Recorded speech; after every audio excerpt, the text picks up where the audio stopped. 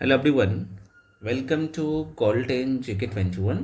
तो friends, finally आप लोगों के बीच में अगला वीडियो लेके आ चुका हूँ। और इससे पहले वाला क्लास नहीं देखे हैं तो जाके देख लीजिए, क्योंकि हम आपके बीच में स्पेशली बिहार दरोगा क्विक रिवीजन सीरीज लेके आया हूँ। और इस सीरीज़ का खास ये है कि इसमें तो शॉर्ट नोट्स मैं दे रहा हूँ आपको, आप देख सकते हो। मान लो कि आप अभी इन्वायरमेंट में करवा रहा हूँ, सारे सब्जेक्ट में करवाऊंगा यूट्यूब पे भी, ठीक है।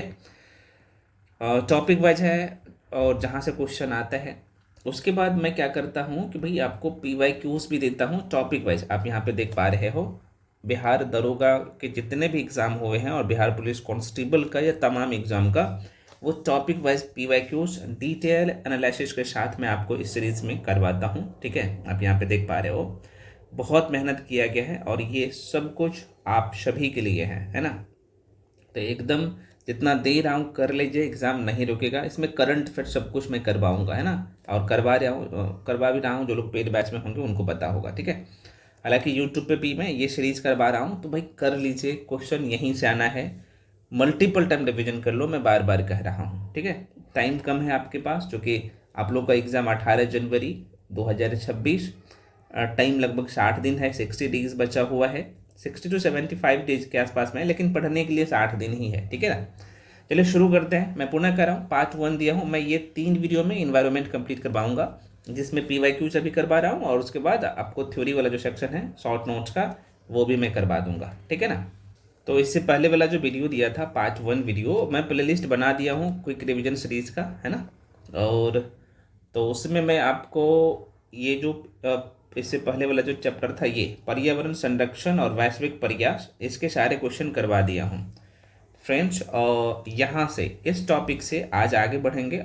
और आज जो है पी वाई क्यूज़ कंप्लीट हो जाएगा 2 वीडियो में। तीसरा वीडियो जो आएगा आप लोग का, उसमें जो शॉर्ट नोट्स है उसका डिस्कशन होगा, है ना। या फिर हो सकता है मैं करवा रहा हूँ, टाइम बचेगा तो इसी वीडियो में करवा भी दूंगा, तो ध्यान से देखिएगा। चलिए पहला क्वेश्चन आपके सामने। अच्छा, जो लोग पेड बैच में आना चाहते हो क्विक रिवीजन सीरीज वाले बैच में, तो उसमें क्या क्या मिलेगा मैं थोड़ा सा आपको बता देता हूँ। फ्रेंड्स, आपको इस बैच में सारे सब्जेक्ट का, आप यहाँ पे देख पा रहे हो ज्योग्राफी, मैं थोड़ा सा जूम कर लेता हूँ, है ना। यहाँ पे आप देख पा रहे हो, और कलर थोड़ा सा चेंज कर लेता हूँ, ठीक है। जैसे ज्योग्राफी है ना। उसके बाद यहाँ पे history, polity, Indian economy, environment, science and tech, biology, physics, chemistry, current affairs, Bihar special, सारे सब्जेक्ट का शॉर्ट नोट्स यहाँ पे देख लीजिएगा, आपको शॉर्ट नोट्स मिलेगा, ठीक है। उसके बाद ये टॉपिक वाइज सारे सब्जेक्ट का पी वाई क्यूज एकदम जीरो से सब कुछ यहाँ पे मैं करवा रहा हूँ। आपको पता होगा ये जो आपको पी वाई क्यूज और शॉर्ट नोट्स मिल रहा है ना। ऐसा नहीं कि शॉर्ट नोट्स मैं दे रहा हूँ तो कहीं कहीं से क्वेश्चन वीडियो के थ्रू करवा दूंगा, नहीं नहीं, 1 to 1 सब करवा रहा हूँ। तो जो लोग ज्वाइन करना चाहते हो, इसका फ़ी अभी ऑफर चल रहा है, मात्र 599 है। तो जो लोग ज्वाइन करना चाहते हो कर सकते हो। इसके लिए करना क्या पड़ेगा, देखो इसमें जो लोग करंट अफेयर से डरते हो ना भाई, सब कुछ इसमें इंक्लूड है। तो इसका फ़ी मात्र 599 है, 599 है। आप कहीं भी पढ़ चुके हो ना यार, इस सीरीज में आपको ज्वाइन करना चाहिए, या फिर आप खुद से भी कर सकते हो अगर आपको लगता है आपके पास शॉर्ट नोट्स है ना, तो आप उसको करिए, क्योंकि मल्टीपल टाइम रिवीजन करना जरूरी है। और इस शॉर्ट नोट्स का मैं कहानी बता ही दिया हूँ कि भाई 12 पेज 15 पेज का है, और वो चीज़ें माइंड में रहना चाहिए और एग्जाम में डायरेक्टली क्वेश्चन दिखेगा, है ना। तो ये है। और पी वाई क्यूज का कितना इंपॉर्टेंस है आपके परीक्षा के लिए आप लोग समझ ही रहे। तो ये सब मैं इस बार करवा रहा हूँ, करंट अफेयर्स में शामिल है, करंट अफेयर्स का भी शॉर्ट नोट्स इसमें आपको दिया जा रहा है। तो जो लोग ज्वाइन करना चाहते हैं इस बैच को, ये नंबर है 7319924130। इस नंबर पे क्या कर सकते हो, कॉल कर भी सकते हो। कॉल करने की जरूरत भी नहीं पड़ेगा यार, मैं बता ही देता हूँ। आप पेमेंट करके इसी नंबर पे भेज दीजिएगा, व्हाट्सअप नंबर भी ये है। पेमेंट आप गूगल पे, फोन पे, पेटीएम किसी भी माध्यम से कर सकते हो, है ना। और उसका स्क्रीन शॉट भी इसी नंबर पे पेमेंट करने के बाद भेजिएगा, उसके बाद हम आपको बैच में जोड़ देंगे, ठीक है ना। और सारे नोट्स मतलब कि जो बुकलेट है आराम से प्रिंट आउट करवा सकते हैं, मल्टीपल टाइम रिविजन कर लीजिएगा। और वीडियो तो मैं देख ही रहा हूँ फ्री में आपको यूट्यूब पे, ठीक है। चलो, जो लोग फाउंडेशन बैच में, जिनको लगता है कि भाई मेरा साइंस बहुत ज़्यादा वीक है ना, मुझे अच्छे से पढ़ना है, तो आप फाउंडेशन बैच में आ सकते हो। और उसका फी भी 1099 कर दिया हूँ, ठीक है ना। तो आप अपने हिसाब से ज्वाइन, लेकिन ये जो कहीं भी पढ़ चुके हो ना, तो ये बैच आपके लिए सर्वोत्तम है। इसमें मतलब आप देख सकते हो लगभग 200 प्लस टॉपिक में कवर करवा रहा हूँ। तो कहीं भी पढ़ चुके हो, मेरे साथ भी फाउंडेशन बैच में हो, तो ऊपर भी आपको इस बैच में आना चाहिए। इसका नाम ही है क्विक रिवीजन सीरीज, और साथ में इसमें एक चीज़ शामिल कर दिया हूँ, P Y Qs plus current affairs एकदम जीरो से, तो बोनाफाइड बन जाओगे, ठीक है ना। चलिए आज का वीडियो का पहला, चूंकि आज मैं कंप्लीट करवा दूंगा, पहला क्वेश्चन है। अच्छा, चैप्टर का नाम ही है, आप यहाँ पे देख पा रहे हो। कुछ लोग बोलते हैं सर चैप्टर का नाम नहीं बताते हो। मेरे भाई बताता हूँ, आप देखते नहीं, देखो चैप्टर का नाम ही है राष्ट्रीय उद्यान तथा वन्यजीव अभ्यारण्य है। अच्छा, कुछ लोग बोले सर इसे प्रिंट आउट भी करवा ले। मेरे भाई प्रिंट आउट करवा के बार बार रिवीजन कर लेना है, माइंड में सेट कर लेना है इसे, है ना। ये जो नोट्स दूंगा, नोट्स दे चुका हूँ, दूंगा क्या, दे चुका हूँ पेड बैच में, वहाँ से कर लेना। जो लोग यूट्यूब से कर रहे हो आप क्या कर सकते हो, इसे मल्टीपल टाइम बार बार आप इसी वीडियो को देख सकते हो, आपके पास नोट्स नहीं है ना, तो कोई दिक्कत नहीं है। टेलीग्राम पे जाके जुड़ जाइए, ऑलरेडी मैं करंट अफेयर्स का कंप्लीट दे चुका हूँ, और ये भी आप लोगों को ये जो नोट्स है ये सीरीज भी मैं दूंगा लास्ट में, लेकिन आपको दूंगा, ठीक है। चलो, तो पहला क्वेश्चन आपके सामने है। क्वेश्चन कर रहा है कि हुंगल पूछा गया क्वेश्चन है, और देखो ये कब पूछा गया है, ये अभी बिहार दरोगा का एग्जाम हुआ है, बिहार पुलिस एक्साइज इंस्पेक्टर का 18/5/2025 का जो एग्जाम हुआ है। क्या पूछ लिया है कि हुंगल किसे कहा जाता है। देखो भाई, तो ये आपको पता होना चाहिए, मैं थोड़ा सा इंडियन ज्योग्राफी में जो पढ़ाया हूँ बहुत डिटेल में, कि भाई आपने जो पहाड़ी इलाका का जो हिरन होता है, खासतौर पे किस क्षेत्र का, तो जम्मू कश्मीर का, है ना, उसे हुंगल कहा जाता है। ये कहाँ पे है, तो लोकेशन से मैंने बहुत कायदे से आपको पढ़ाया था भाई, यहाँ पे हिरन जो रहता है ना इस क्षेत्र में, जम्मू एंड कश्मीर में, ठीक है, या फिर कश्मीरी हिरन को हम लोग क्या कहते हैं, हुंगल कहते हैं, हंगूल कहते हैं, हंगूल। और इस ये जो हिरन होता है ना, ये कश्मीरी, जिसे हम लोग मतलब कि हंगूल कहते हैं, ये 12 सिंग वाले हिरन होता है, ध्यान रखना। और ये जो भाषा है ना, ये जो आप भाषा देख लो, कई बार यहाँ से डायरेक्टली पूछ लेता है, ये जो हुंगल भाषा जो है किस राज्य को संबोधित करता है ना, या फिर किस राज्य की भाषा है, तो ये कश्मीर का जो है स्थानीय भाषा है। मैं बार बार कह रहा हूँ, कश्मीर का स्थानीय भाषा है, जो कि 12 सिंग वाले जो हिरन है ना उसके लिए यूज किया जाता है, ठीक है। और मैं पुनः कह रहा हूँ, और डिटेल में एक्सप्लेनेशन जो है, एक्सप्लेनेशन जब मैं PDF देता हूँ, इसका बुकलेट दिया हूँ, उसमें मैं मेंशन कर दिया हूँ, ठीक है। तो यहाँ से 3 चीज़ें आपको ध्यान रखना है। ये जो हंगूल है ये किसे कहा जाता है, तो ये कश्मीरी हिरन को कहा जाता है, 12 सिंग वाले कश्मीर होता है। और भारत में यूरोपीय लाल हिरनों का एकमात्र ये उप प्रजाति है, ये भी ध्यान रखना। और एक क्वेश्चन और पूछे जाते हैं कि ये जो जम्मू कश्मीर, चूंकि ये जम्मू कश्मीर का ना देखा जाए तो राजकीय पशु है, बिहार का राजकीय पशु क्या है भाई, तो आप कहेंगे सर बैल है ना, पहले रिच था अभी बैल है। तो उसी तरह जम्मू कश्मीर का राजकीय पशु क्या है भाई, यही जो है हंगूल है। अच्छा, ये पाया कहाँ पे जाता है, तो भाई यहीं पे एक जो है राष्ट्रीय उद्यान है जिसका नाम है, मैं लिख देता हूँ भाई, गलती मत करना, एक ही वीडियो में सारी इन्फॉर्मेशन मैं दे दूंगा ना। दाची गाम है ना, कई जगह ग्राम लिखा रहता है, लेकिन सही नाम दाची गाम राष्ट्रीय उद्यान है। तो इसी में जो है यह हुंगूल या फिर 12 सिंग वाले 12 सिंग वाले जो हिरन है इसी राष्ट्रीय उद्यान में है, ठीक है। चलो, आशा करते हैं आपको सारी चीज़ समझ में आया होगा। अब आज के बाद आप और क्वेश्चन गलत नहीं करेंगे, ठीक है ना। चलो, नेक्स्ट है अगला क्वेश्चन। सभी लोग लेकिन आंसर देते जाइए, इसमें क्या होगा ना कि आपका कॉन्फिडेंस लेवल बढ़ेगा। कमेंट सेक्शन में बताइए, भारत के किस राज्य में लेमरू हाथी, अब देखो क्या मैं बोल रहा हूँ, ये पूछता है तो आप बोलते रहे सर कहाँ से क्वेश्चन आता है। देखो ये क्वेश्चन भी ऑलरेडी पूछा गया है। देखो बिहार एक्साइज इंस्पेक्टर जो हुआ है 18/5/2025 का जो एग्जाम हुआ है उसमें प्रश्न पूछ दिया गया था। तो लेमरू हाथी, अब देख सकते इन्वायरमेंट का क्वेश्चन अभी देख लिया ना भाई, पूछा गया ना, देख सकते हो कितना। और मैं बोला हूँ ना कि लगभग 7 से 8 क्वेश्चन इन्वायरमेंट का आता है, लोग विश्वास नहीं करता है, आता है। और ये क्वेश्चन आप एग्जाम हॉल में गलत करके आ जाते हो, आपको पता ही नहीं चलता कि सर यहाँ पे कहाँ से क्वेश्चन आया। तो इन चीज़ों पर पकड़ बनाना है। हाँ, जो लोग यहाँ पे टिक कर रहे हो, छत्तीसगढ़ बिल्कुल सही है, ठीक है। लेमरू हाथी अभी लगातार न्यूज में था, इसलिए ये क्वेश्चन पूछा भी है, न्यूज में था। करंट अफेयर्स जो मैं करवाता हूँ, डिटेल में जो करवाता हूँ, कारण क्या है, यही कारण है। तो भारत के किस राज्य में लेमरू हाथी रिजर्व स्थित है, दोबारा सुनिए, लेमरू हाथी रिजर्व जो है किस राज्य में है, तो आप कहेंगे सर ये छत्तीसगढ़ राज्य में है, ठीक है। आंसर क्या होगा मेरे भाई, छत्तीसगढ़। लेमरू हाथी रिजर्व भारत के छत्तीसगढ़ राज्य में। अब यहाँ पे अगर जिला का नाम पूछ लेगा तो बता देना छत्तीसगढ़ कहाँ पे है, तो आपको पता है कि ये मध्य प्रदेश से अलग हुआ है, लोकेशन चलना चाहिए दिमाग में। तो ये जो है ना कोरबा, छत्तीसगढ़ राज्य में जो है एक जिला है कोरबा, कोरबा जिला में स्थित है ये टाइगर रिजर्व, लेमरू हाथी रिजर्व, है ना, ये ध्यान रखना। अच्छा, इस रिजर्व को देखा जाए तो 2007 में, मतलब कि लेमरू हाथी रिजर्व को 2007 में केंद्र सरकार द्वारा, कब, तो 2007 में, ये ध्यान रखना, यहाँ पे लिख ही देता हूँ, ये जो है 2007 ईस्वी में, सॉरी, तो मैं ये बोला था ये जो लेमरू हाथी रिजर्व जो है, लेमरू हाथी रिजर्व की बात कर लूँ तो ये 2007 में केंद्र सरकार द्वारा जो है स्थापित किया गया था, आपको पता होना चाहिए। और ये लगभग देखा जाए तो 450 वर्ग किलोमीटर में फैला हुआ है। तो ये छत्तीसगढ़ में है। तो भाई किसी भी एंगल से अब आपसे प्रश्न पूछा जाए, चूंकि अभी न्यूज़ में था तो हो सकता है यहाँ पे पूछा जाए, तो माइंड में रखिएगा। अगला क्वेश्चन आपके सामने, अमनगढ़ बाघ रिजर्व बहुत इंपॉर्टेंट है। और देखो ये 2024 में बिहार एसआई का जो मेंस एग्जाम हुआ था ना, उसमें पूछ लिया है मेरे भाई, देख लो। तो क्या पूछा है, ये सब रट लेना है। अमनगढ़ बाघ रिजर्व निम्नलिखित में से किस राज्य में स्थित है, बताओ आप लोग। हाँ, जो लोग आंसर टिक कर रहे हो अमनगढ़ के बारे में, क्या टिक कर रहे हो, मैं देख लेता हूँ कितने लोग सही जवाब दे पा रहे हो। जल्दी जल्दी यार आंसर टिक करो आप। हाँ, अमनगढ़ बाघ रिजर्व ना यूपी में है, बिल्कुल। जो लोग यूपी टिक कर रहे हो बिल्कुल सही है, यूपी वाले भैया सब सही टिक कर रहे हो, है ना। तो अमनगढ़ बाघ रिजर्व जो है उत्तर प्रदेश के बिजनौर में स्थित है ना। और यह उत्तर प्रदेश का 4 टाइगर रिजर्व में से एक है। आपको पता होना चाहिए यूपी में एक दुधबा टाइगर रिजर्व है जो कि यहाँ से प्रश्न पूछता है, एक है पीलीभीत। मैं थोड़ा सा लिख ही देता हूँ, आज के बाद क्वेश्चन मत गलत करना, ठीक है। पहला यहाँ ये जो अमनगढ़ है ये माइंड में रख लीजिएगा, अमनगढ़ बाघ टाइगर रिजर्व, इतना ध्यान रखना। दूसरा जो पूछता है बहुत ज्यादा, दुधवा कहाँ पे है भाई, दुधवा टाइगर रिजर्व कहाँ पे है, दुधवा टाइगर रिजर्व भी लिख दूं क्या, चलो लिख देता हूँ कहाँ पे है। तीसरा भी ध्यान रख लीजिएगा, क्योंकि सब आपको ध्यान नहीं रखना है, क्योंकि कुछ राज्य ऐसे ना वहाँ पे लिमिट है और वहीं से क्वेश्चन पूछ लेता है।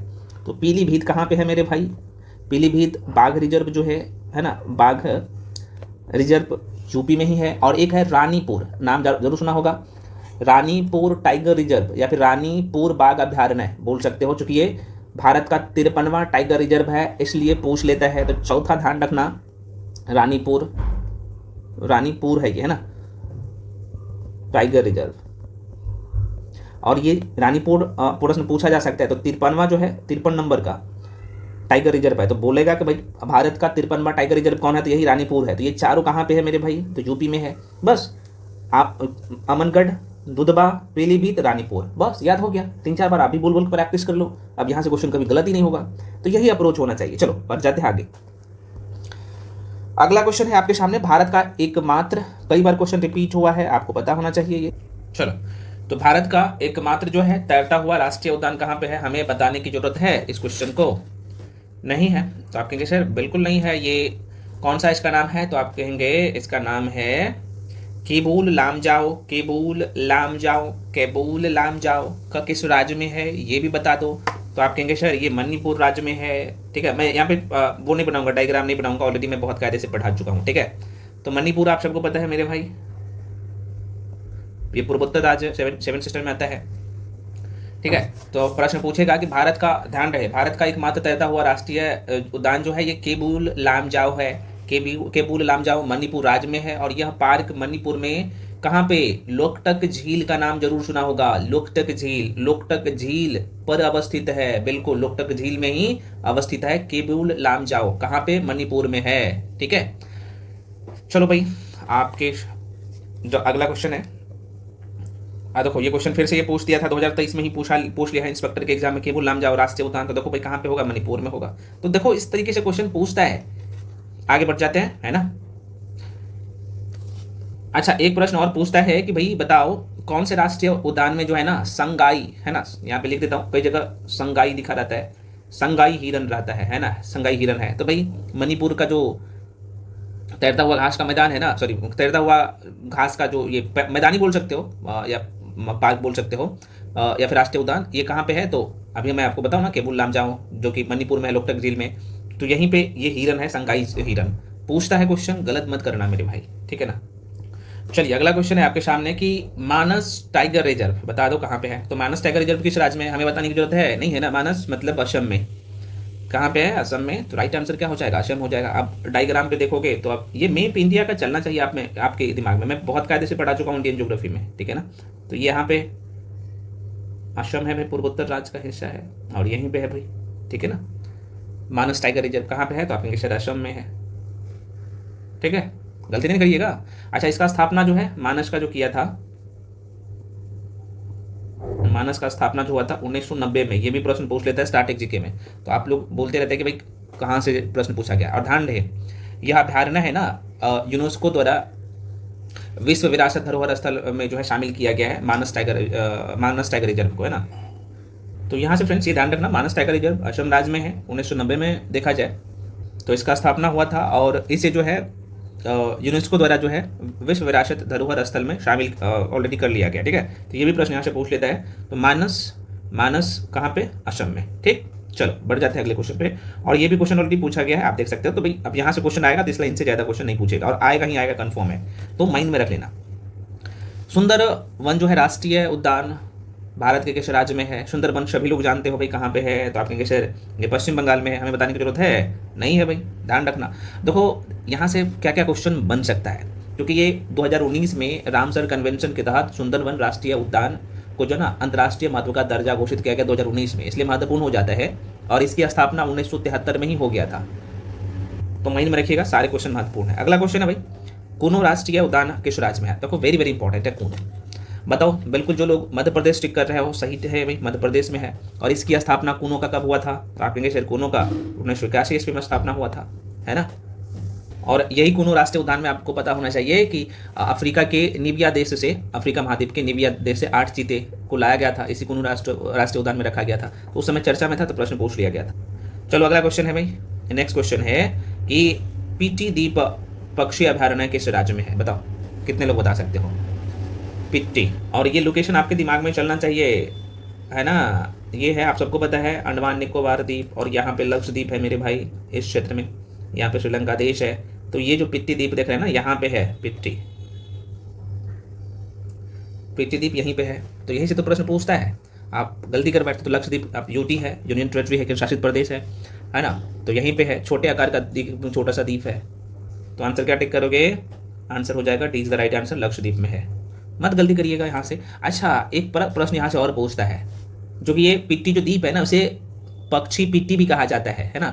तो आपसे पूछ रहा है कि भाई पक्षी पिट्टी, अब कई बार नाम चेंज करके ये जो पिट्टी द्वीप है यहाँ पे आपको बोल देगा पक्षी पिट्टी।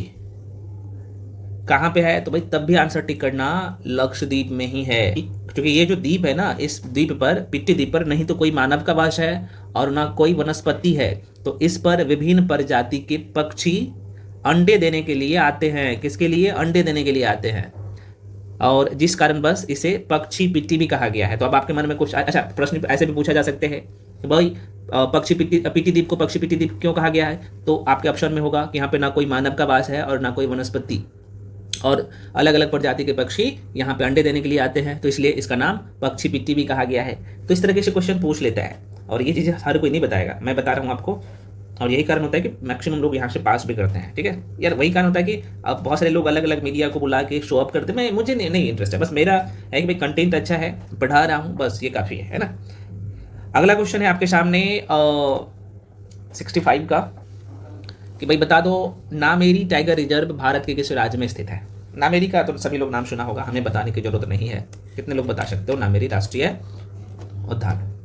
हाँ बिल्कुल, जो लोग ए टिक कर रहे हो बिल्कुल सही है। नामेरी भी कहाँ पे है भाई? असम में ही है, ठीक है। तो नामेरी टाइगर रिजर्व 1999 से 2000 में ये घोषित किया गया। असम राज्य के सोनीतपुर है जिला है, जो कि पूर्वी हिमालय का तलहट्टी वाले क्षेत्र में स्थित है। तो वहीं पे ये स्थित है, बेसिक सी बात है, थोड़ा सा ध्यान रखना। नामदफा कहाँ पे है? ये पूछा गया है भाई, तो अरुणाचल प्रदेश में नामदफा है। ये भी देखो दरोगा के एग्जाम में ये सारे क्वेश्चन पूछा गया क्वेश्चन है ना, तो ध्यान में रख लेना, है ना। आगे बढ़ जाते हैं। भारत का सबसे बड़ा वन्यजीव अभयारण्य है, लो बताओ, भारत का सबसे बड़ा, मैं बोल रहा हूँ वन्यजीव अभयारण्य है सबसे बड़ा। तो देखो ये बांदीपुर जो आपके ऑप्शन में है ना, ऑप्शन के हिसाब से पूछा है, तो ऐसे गलती मत करिएगा। तो दिए गए विकल्पों में बांदीपुर जो वन्यजीव अभयारण्य है ये कहाँ पे है? तो आपको पता होना चाहिए कर्नाटक राज्य में है। कहाँ पे है? कर्नाटक राज्य में है। तो भारत में सबसे बड़ा अभयारण्य, भारत में सबसे बड़ा वन्यजीव अभयारण्य है बांदीपुर वन्यजीव अभयारण्य, ठीक है।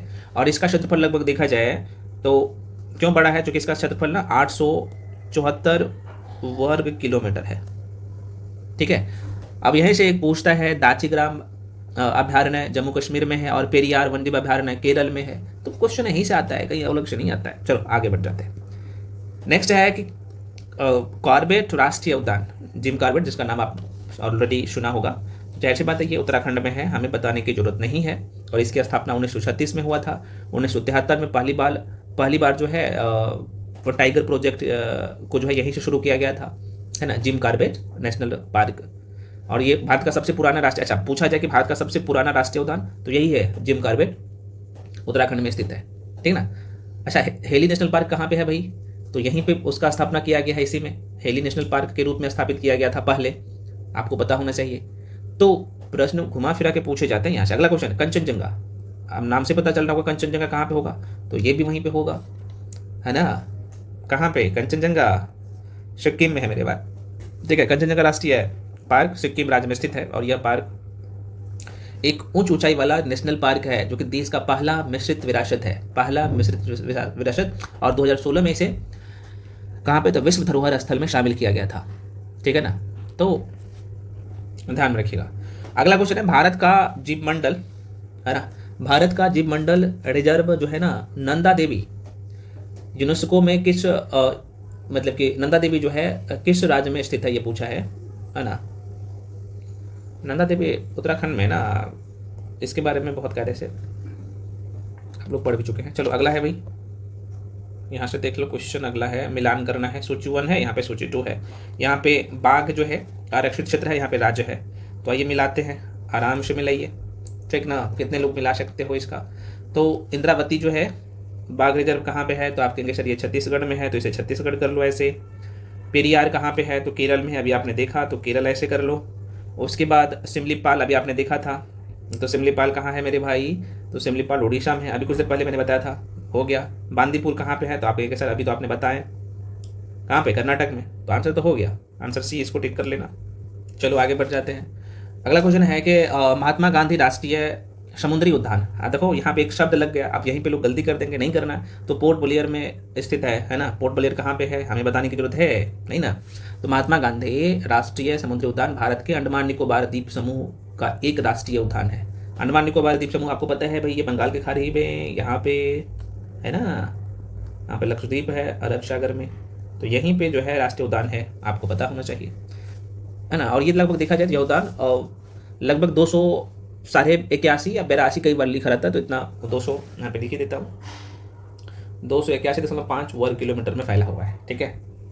और अंडमान निकोबार में राष्ट्रीय उद्यानों की संख्या टोटल 9 है, ये भी पूछता है मेरे भाई, ध्यान रखना, ठीक है ना। तो पोर्ट ब्लेयर इसकी राजधानी है।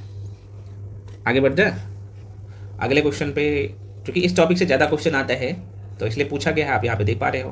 क्वेश्चन है अगला कि भाई निम्नलिखित में से कौन सा राष्ट्रीय उद्यान एशिया शेर के लिए प्रसिद्ध है। अब देखो इसे हमें बताने की जरूरत है, सबको पता है कि गिर राष्ट्रीय उद्यान जो गुजरात में है और एशिया शेर के लिए प्रसिद्ध है। पूछता है, बहुत पूछता है। और देखो मैं थोड़ा सा आपको यहाँ पे बता दूँ, जो गिर जो राष्ट्रीय वन जीव अभ्यारण्य है ना, गिर मैं बोल रहा हूँ, गिर वन जीव अभ्यारण्य है, ये लगभग कितना है, 2500 नहीं यार, माफी चाहता हूँ, 258 है ना, 0.71 वर्ग किलोमीटर में ये फैला हुआ है। और इसके स्थापना देखा जाए तो वर्ष 1975 में, मतलब कि राष्ट्रीय उद्यान जो घोषित किया गया 1975 में, ये पूछता है। और इसकी स्थापना 1936 में हुआ था, स्थापना 1936 में, और राष्ट्रीय उद्यान जो घोषित किया गया था 1975 में। तो ये दोनों क्वेश्चन पूछता है, ठीक। इसका पुराना नाम जो क्या था भाई, तो मैं पहले भी बोल चुका हूँ, एक मिनट सॉरी बाय मिस्टेक, मैं आपको बता दिया हूँ। ये जो गिर राष्ट्रीय उद्यान है ना, गिर राष्ट्रीय उद्यान की स्थापना यहाँ पे लिख देता हूँ ना, स्थापना हुआ था 1935 बोल देता हूँ, क्या गलती है, 1965 है, माफी चाहता हूँ, 1965 ईस्वी। और राष्ट्रीय उद्यान जो घोषित किया गया था 10 साल बाद 1975 में, है ना। राष्ट्रीय उद्यान घोषित जो हुआ था ये हुआ था 1975 में, थोड़ा सा ध्यान रखना। और भारत का सबसे पुराना नेशनल पार्क कौन सा है, तो आपको अभी मैं बताया ना कि जिम कॉर्बेट, और जिम कॉर्बेट का पुराना नाम क्या है भाई, है ना, हेली नेशनल पार्क। तो प्रश्न पूछता है तो ध्यान रखिएगा। चलो मेरे भाई अगला क्वेश्चन है आपके सामने, दाचीग्राम कहाँ पे है, तो सबको पता है कश्मीरी हिरन के लिए प्रसिद्ध है भाई, ठीक है ना, तो जम्मू कश्मीर में होगा। कैमूर वन जीव अभ्यारण्य है, ये बिहार में है, आप सबको पता ही है, हमें बताने की जरूरत है नहीं है, तो बिल्कुल आंसर इसका क्या हो जाएगा, ये हो जाएगा, बिहार में है। बहुत कायदे से मैं पढ़ा चुका हूँ। और देखो यहाँ से प्रश्न पूछता है, तो कैमूर वन जीव अभ्यारण्य भारत के बिहार राज्य में स्थित है, और यह देखा जाए तो 1342 वर्ग किलोमीटर क्षेत्रफल पर फैला हुआ है। और इस अभ्यारण्य में देखा जाए तो बाघ है, नीलगाय है, घड़ियाल है, सांबर है, जंगली सुअर है, ये सब पाए जाते हैं, अनेक प्रजाति के पक्षी इसमें है। तो कैमूर, और कैमूर कहाँ पे है, तो कैमूर जिला में होगा। अगर बिहार का मैप देखोगे ना, बहुत कायदे से बिहार है, बिहार स्पेशल पढ़ा हूँ, तो यहाँ पे कैमूर है, यहाँ पे रोहतास है, और यहाँ पे कैमूर है, तो यहीं पे कैमूर वन जीव अभ्यारण्य है, ठीक है ना, तो बिहार राज्य में है, ठीक। चलो आगे बढ़ते। अगला क्वेश्चन है भाई, अगला क्वेश्चन आपके सामने है कि भाई नतांगी नेशनल पार्क कहाँ स्थित है, बताओ। जो लोग आंसर टिक कर रहे हो, ए नागालैंड में है, बिल्कुल सही है, ठीक है, तो ध्यान रख लेना। अगला क्वेश्चन है, निम्न में से सम्मिलित करना है, आइए सम्मिलित कर लेते हैं। और सम्मिलित करना है तो कैसे करना है, तो कौन से नेशनल पार्क कहाँ पे है वही बताना है बस, और कुछ है। और देखो ये 2019 में दरोगा के एग्जाम में पूछा गया है, ठीक है ना। तो देखो काजीरंगा कहाँ पे है भाई, तो असम में है, तो इसे कर लो असम में। और बांधवगढ़ कहाँ पे है, तो मध्य प्रदेश में है। तो एमपी में है, एमपी किधर है, यहाँ पे है, कर लो। और नंदन कानन कहाँ पे है, तो ये उड़ीसा में है, तो ये उड़ीसा कर लो, कहाँ है उड़ीसा, बस। और मेलघाट अभयारण्य कहाँ पे है, देखो यहाँ पे राज्य लिखा हुआ है, और यहाँ पे लिख लो कि राष्ट्रीय उद्यान, राष्ट्रीय उद्यान, ठीक है, राष्ट्रीय उद्यान यह है ये। तो आंसर में क्या हो जाएगा आपके सर, ए आंसर हो जाएगा, ठीक है। अगला क्वेश्चन है आपके सामने कि भाई मुरलेन राष्ट्रीय उद्यान, देखो नाम आपको थोड़ा सा अटपटांग दिख रहा होगा, और ये ऑलरेडी 2019 में दरोगा के एग्जाम में पूछा गया है। तो ये मिजोरम में है, नाम उटपटांग दिख रहा होगा यहाँ पे, चलो देख लो, तो ये मिजोरम राज्य में है ना, गलती मत करिएगा। तो मुरलेन राष्ट्रीय पार्क मिजोरम राज्य में स्थित है, और ये राष्ट्रीय उद्यान म्यांमार सीमा के पास चीन पहाड़ियों में स्थित है ना। और इससे वर्ष 1991 में, कब, तो मुरलेन को 1991 में, कब, 1991 ईस्वी में क्या किया गया था, राष्ट्रीय उद्यान घोषित किया था। चलिए बढ़ते हैं अगले क्वेश्चन। उदयपुर वन्यजीव अभयारण्य है। अब जैसे ही उदयपुर देखते हैं तो लोगों के मन में आ जाता है कि ये राजस्थान में होगा, नहीं, गलत सोच रहे हैं, उदयपुर बिहार में है मेरे भाई, ठीक है ना, तो बिहार राज्य में है। उदयपुर वन्यजीव अभयारण्य है बिहार राज्य के कहाँ पे, तो मैप में थोड़ा सा दिखा देता हूँ, और इसलिए तो मैं कर रहा हूँ कि मैपिंग से बहुत सारे क्वेश्चन दरोगा में आता है, और नहीं करके जाते हो क्वेश्चन आपका हो जाता है गलत, इसलिए मैं कह रहा हूँ कि बिहार स्पेशल पढ़ लो ना। देखो यहाँ पे पूर्वी चंपारण है, सॉरी ये पश्चिमी चंपारण है, यहाँ पे पूर्वी चंपारण है ना। और अब बताओ, नहीं ना, तो पश्चिमी चंपारण यहीं पे जो है क्या है, तो आप कहेंगे सर यहीं पे उदयपुर क्या है, वन्यजीव अभयारण्य है, उदयपुर वन्यजीव अभयारण्य यहीं पे पश्चिमी चंपारण में। कौन सी नदी, तो यहीं पे आपको पता होगा, जब मैं रिवर सिस्टम पढ़ाया हूँ बिहार का, तो यहीं पे मैं पढ़ाया हूँ ना, गंडक नदी। तो यह गंडक नदी के बाढ़ प्रभावित मैदान में गोखुर झील पर स्थित है, ध्यान रखना, उदयपुर वन्यजीव अभयारण्य। अच्छा, यहाँ से उदयपुर से एक क्वेश्चन और पूछा जा सकता है, स्थापना कब हुआ था, तो यहाँ पे 1978 ईस्वी में इसकी स्थापना हुआ था, है ना। कितने वर्ग किलोमीटर पे फैला हुआ है, तो यार छोटा सा है बहुत, 8.74 वर्ग किलोमीटर क्षेत्रफल पर ये फैला हुआ है, बस।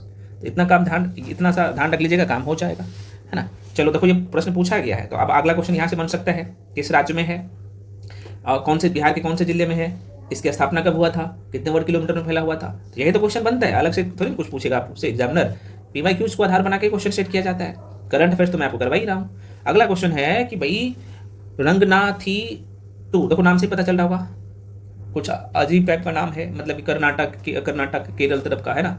तो रंगनाथी टुट्टू पक्षी अभयारण्य कहाँ पे है, तो ये कर्नाटक राज्य में है, ठीक है। और देखो इसलिए थोड़ा महत्वपूर्ण है, इसे 2022 ईस्वी में क्या किया गया था मेरे भाई, रामसर स्थल में घोषित किया गया था, तो इसलिए महत्वपूर्ण है, ध्यान रखना।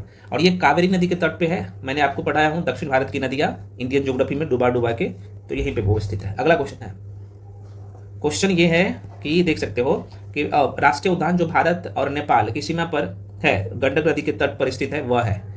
अब कहाँ पे होगा, इसका मतलब भारत और नेपाल की सीमा पे होगा, तो ये थोड़ा सा दिमाग लगाने वाला क्वेश्चन है, अगर क्वेश्चन नहीं भी जानते हो ना तो ऑप्शन से टिक कर सकते हो। तो ये वही है, बिहार में जो है वाल्मीकि नेशनल पार्क, है ना। तो वाल्मीकि नेशनल पार्क भारत और नेपाल कहाँ पे है मेरे भाई, देखो अगर इंडिया का मैप देखोगे, बना दो क्या, चलो यहीं पे बना ही देता हूँ, छोटा सा मैप बना लेता हूँ। देखो मैप हमको पढ़ाने में कोई दिक्कत नहीं है, आप ही लोग का रहता है कि सर वीडियो को थोड़ा सा फास्ट में करवाइए, नहीं तो हमें क्या है भाई। चलो इंडिया का मैप पे नहीं बनाऊंगा तो आपको समझ में नहीं आएगा। देखो भाई यहाँ पे नेपाल है ना, और यहाँ पे बिहार है ना, यहाँ पे नेपाल है ना, ये तो यहीं पे इसी जगह जो है ये वाल्मीकि टाइगर रिजर्व है। और देखो भारत और नेपाल के सीमा में, चूंकि बिहार में है तो वहीं पे सीमा बनाता है। और ये गंडक नदी के बाएं तरफ, गंडक नदी यहाँ से निकलती है, आपको पता होना चाहिए, एक मिनट, है ना। तो आपको मैं बता दूं, बिहार का यह एकमात्र नेशनल पार्क है, कौन सा, तो वाल्मीकि नेशनल पार्क, है ना, जो कि भारत और नेपाल की सीमा पर है यहाँ पे, ठीक। अच्छा, बोला जाए कि कौन से बिहार के कौन से जिला में है, तो पश्चिमी चंपारण में। अब यहाँ पे एक बिहार का मैप बना लो, चलो यहीं पे पश्चिमी चंपारण है, और यहीं पे ये नेशनल पार्क भी है, ठीक है, यहीं पे। इधर नेपाल है, आपको पता होना चाहिए। ये भारत का जो राज्य है बिहार वो है, और ये बिहार का जिला है पश्चिमी चंपारण, यहीं पे है। तो बस क्वेश्चन कहीं अलग से नहीं पूछता है, तो क्या होगा, वाल्मीकि नेशनल पार्क। चलो आगे बढ़ जाए, अगला क्वेश्चन है आपके सामने। अगला प्रश्न है मेरे भाई, माइंड में रखिएगा कि निम्नलिखित राज्यों में किस राज्य में केबुल लामजाओ राष्ट्रीय उद्यान है। हमें बताने की जरूरत है, अभी बताओ ना, मणिपुर होगा इसका आंसर। चलो आगे बढ़ जाते हैं नेक्स्ट।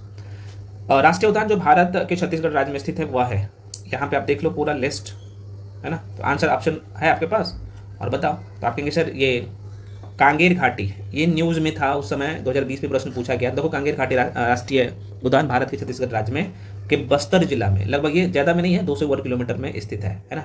और देखा जाए तो इसे राष्ट्रीय उद्यान का दर्जा 1982 में मिला था इसे, कब, तो भाई 1982 ईस्वी में। ठीक, बाकी चीज़ें मैं वहाँ पे मेंशन कर दूंगा, देख लेना, इंपॉर्टेंट है। अगला प्रश्न है भारत में जो है केवला देव राष्ट्रीय उद्यान किसके लिए प्रसिद्ध है। अब देखो केवला देव, मैंने क्या बोला, राजस्थान, भारत के राज्य राजस्थान, तो ये केवला देव किस लिए प्रसिद्ध है, तो आप थोड़ा सा दिमाग लगा सकते हो, वहाँ पे पक्षी के लिए प्रसिद्ध है। 1971 में इसे जो है आरक्षित पक्षी अभयारण्य है, और 1985 में इसे विश्व धरोहर स्थल में घोषित किया गया। तो प्रश्न पूछा जा सकता है ये केवला देव को कब जो है यूनेस्को धरोहर स्थल के रूप में जो है शामिल किया है, तो 1985 ईस्वी में, है ना। तो माइंड में रखिए ना मेरे भाई। अगला क्वेश्चन है आपके सामने, क्वेश्चन है जानवर जो पेरियार राष्ट्रीय उद्यान के जो है मुख्य संरक्षण में है वह है कौन सा है। हमें बताने की जरूरत है नहीं है ना, हाथी। चलो आगे बढ़ जाते हैं। फूलों की घाटी कहाँ स्थित है, लो आ गया क्वेश्चन, फूलों की घाटी। और ऐसे ऐसे क्वेश्चन पूछता है तो आप बोलते हैं कि सर ये क्वेश्चन कहाँ से आया, स्टैटिक जीके है, नहीं, उत्तराखंड में है फूलों घाटी, हमें बताने की जरूरत है नहीं है, क्योंकि यहाँ चमोली जिले में फूलों की घाटी राष्ट्रीय उद्यान नंदा देवी जैव संरक्षण क्षेत्र में स्थित है। तो प्रश्न पूछता है, ध्यान रखना। अगला क्वेश्चन है कि भाई भीतरकनिका राष्ट्रीय उद्यान विश्व प्रसिद्ध है किसके लिए, कौन से जीव के लिए। तो बिल्कुल ये कछुआ बहुत इंपॉर्टेंट है, पूछता है। तो देखो नाम से भीतर, कछुआ ज़्यादातर कहाँ पे रहता है, तो मिट्टी के तौर में, मतलब मिट्टी में, तो भीतर से भीतरकनिका है ना। तो भीतरकनिका राष्ट्रीय उद्यान उड़ीसा राज्य में है, स्थित है, और यह उद्यान कछुओं के लिए प्रसिद्ध है। तो राज्य पूछा जाए तो आप टिक करोगे उड़ीसा, उड़ीसा टिक करना, और ये कछुआ के लिए प्रसिद्ध है, बस। इसलिए मैं कह रहा हूँ वीडियो देख लो ना, इस तरीके से मैं बोल देता हूँ ना, आपके माइंड में रहेगा। और ये टेस्ट लगाओ ना, टेस्ट लगाओगे ना, तब आपको दिखेगा सारी चीज़ें, है ना। अब बताओ भाई कान्हा कहाँ पे, कान्हा राष्ट्रीय उद्यान कहाँ पे है, मध्य प्रदेश में है ना, तो ध्यान रखना। चलो अगला क्वेश्चन है, दूधवा कहाँ पे है भाई। अब आप कहेंगे सर यूपी में है, अभी आपने हमने कुछ देर पहले बताया था ना, यूपी वाला माइंड में रखना, बिहार वाला माइंड में ही रखना, एमपी वाला को रट लेना सबको, बाकी आप एलिमिनेट भी कर लो। आप केरल में कर्नाटक में कुछ राष्ट्रीय उद्यान है, उसको कर लेना जो इंपॉर्टेंट है, बस काम हो जाएगा आप लोगों का, ठीक ना। तो दुधवा कहाँ पे है मेरे भाई, ये भी उत्तर प्रदेश में और भारत नेपाल की सीमा पर स्थित है, इसलिए इंपॉर्टेंट हो जाता है, भारत और नेपाल की सीमा पर स्थित है दुधवा नेशनल पार्क। अगला क्वेश्चन है, देखो निम्नलिखित में से सम्मिलित करना है। यहाँ पे वन्यजीव अभयारण्य है और यहाँ पे राज्य है, बता दो। चलो तो देख लो भाई, देखो ये जो कोयना है ना, कोयना कहाँ पे है, तो महाराष्ट्र में है। तो कोयना को महाराष्ट्र कर लो, यहाँ पे महाराष्ट्र हो जाएगा। इंदौर गरम कहाँ पे है, देखो नाम से ही पता चल रहा होगा, तो ये तेलंगाना में है, तो तेलंगाना टिक कर लो, रट लेना इसको, है ना, मल्टीपल टाइम। सरिस्का है, सरिस्का नहीं है, सरिस्का जो है राष्ट्रीय उद्यान कहाँ पे है, तो राजस्थान में है। तो राजस्थान किधर है भाई, यहाँ पे बस। और चंद्रप्रभा कहाँ पे है, ये तो उत्तर प्रदेश में है, नाम से पता चल रहा होगा, बस हो गया काम खत्म, ये आज का राइट आंसर। अगला टॉपिक है भाई प्रदूषण, पोल्यूशन।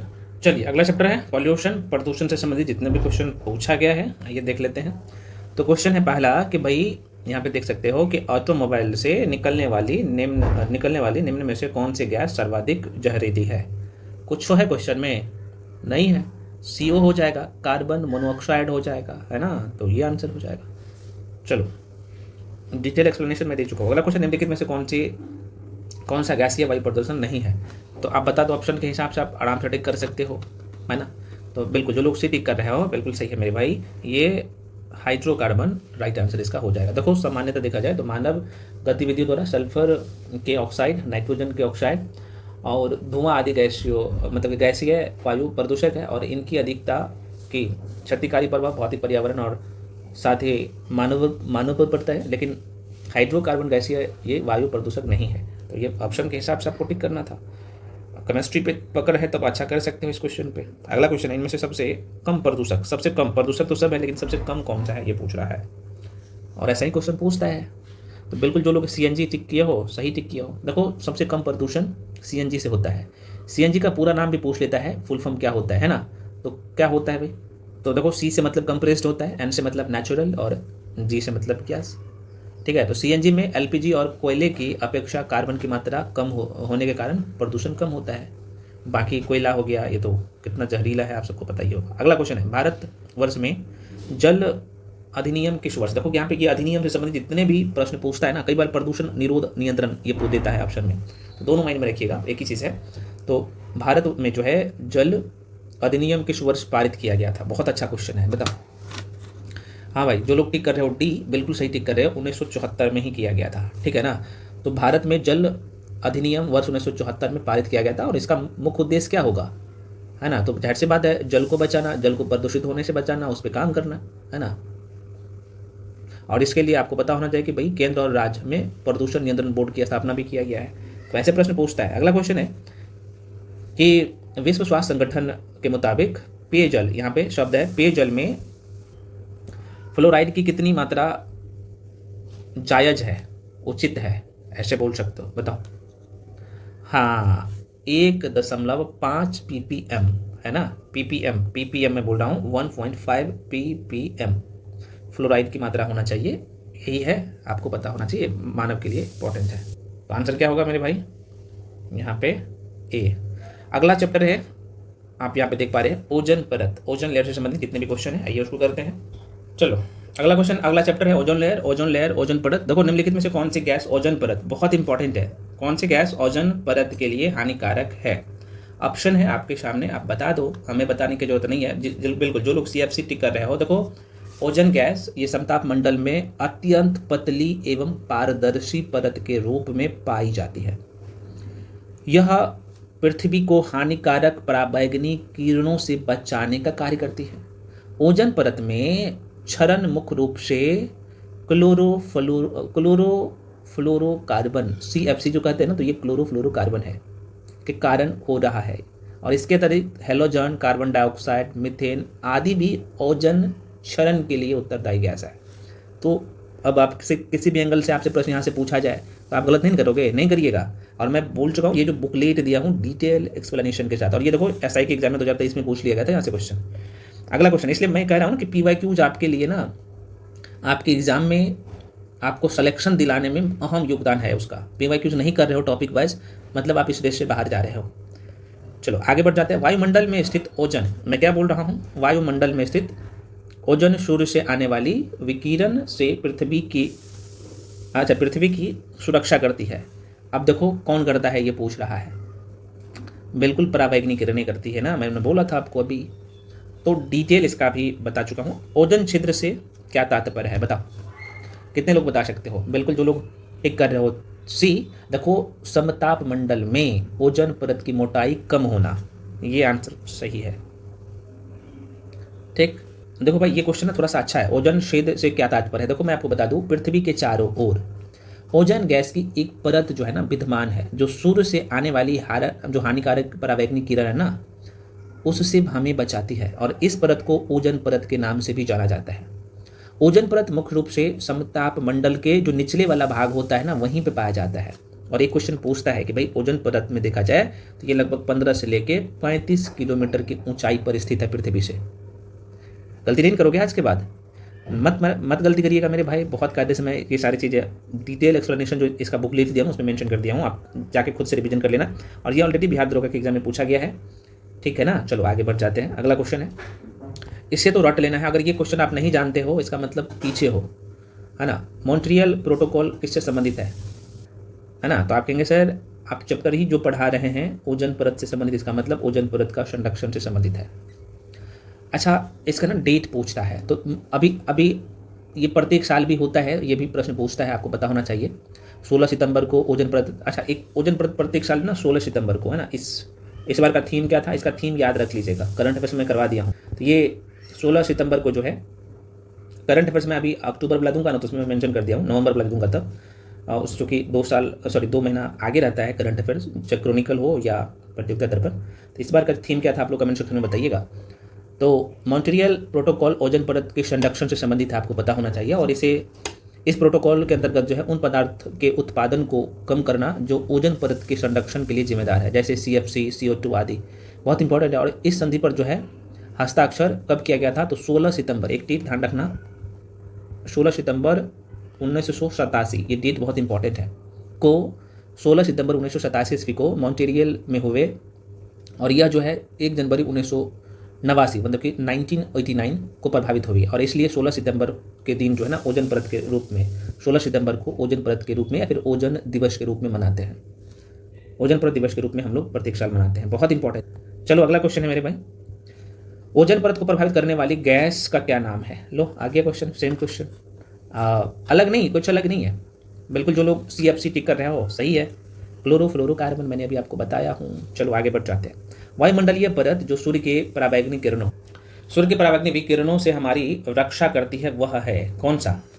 अब यहाँ पे बहुत अच्छा क्वेश्चन, और ये एक बार नहीं बल्कि कई बार क्वेश्चन पूछा गया। आंसर हो जाएगा ओजोन परत, ओजोन मंडल, है ना। देखो भाई, ओजोन मंडल की बात करूँ तो पृथ्वी के वायुमंडल की एक परत है ये, और यह मुख्यतः समताप मंडल से 10 किलोमीटर से लेके 50, दोबारा सुनिए, ओजोन मंडल की मैं बात कर लूँ ना तो समताप मंडल से 10, यहाँ से कितना 10 किलोमीटर से 50 किलोमीटर की दूरी पर पाई जाती है, ठीक है ना। और ओजोन परत को प्रभावित करने के लिए मुख्य रूप से क्लोरोफ्लोरोकार्बन गैसें जिम्मेदार है ना।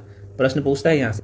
अगला क्वेश्चन है आपके सामने, क्वेश्चन है कि सूर्य से आते हुए पराबैंगनी किरणों से हमें कौन बचाती है? तो अभी आपने देखा, अब ऑप्शन थोड़ा सा चेंज है, अब बताओ इसका आंसर क्या हो जाएगा? तो बिल्कुल यहाँ पे O3 हमें बचाती है। भाई देखो, सूर्य से आने वाली पराबैंगनी किरणें से O3 जिसे हम लोग ओजोन कहते हैं वही बचाती है, ओजोन परत। ओजोन परत का निर्माण सूर्य से आने वाली अल्ट्रा वायलेट किरण की वजह से होता है, और जब पराबैंगनी किरणें सामान्य ऑक्सीजन क्या है भाई? O2 है, आप सबको पता होना चाहिए।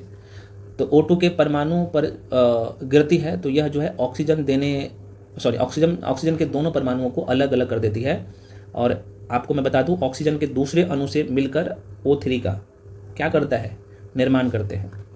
और प्रश्न पूछता है, और ओजोन के अणु अस्थायी होता है, और यह जो है अल्ट्रा वायलेट किरण को सोख कर पुनः ऑक्सीजन के अणु और मुक्त ऑक्सीजन के परमाणु में बदल जाता है।